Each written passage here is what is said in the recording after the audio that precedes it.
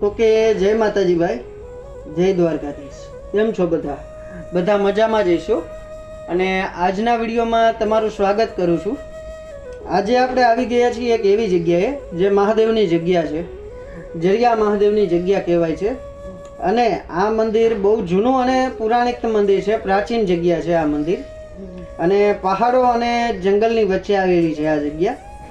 અને આ જગ્યા ચોટીલાથી થાન તરફ તમે આવતા હો ત્યાં આવેલી છે આ જગ્યા.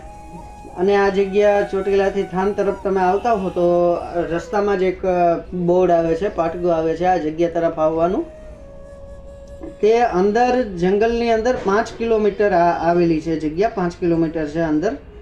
બહુ સુંદર મજાની જગ્યા છે. પહાડો અને જંગલની વચ્ચે આવેલી છે આ જગ્યા. બહુ શાંત સુંદર મજાનો નજારો છે. બાળકોને પણ રમવાની મજા આવે એવી છે જગ્યા. અહીંયા ગૌશાળા પણ છે અને દાદાના દર્શન થાય. અને આ જગ્યાની એક વિશેષતા એવી છે કે આ જગ્યામાં જે દાદા ઉપર જળની ધારા થાય છે, પહાડમાંથી જે જળ આવે છે, તે ગમે તેવો ઉનાળો હોય અથવા ગમે તેવો તડકો પડતો હોય તોય એ જળધારા બંધ થતી નથી. દાદા ઉપર સતત અભિષેક ચાલુ જ હોય છે. તો આ પણ એક વિશેષતા છે આ મંદિરની.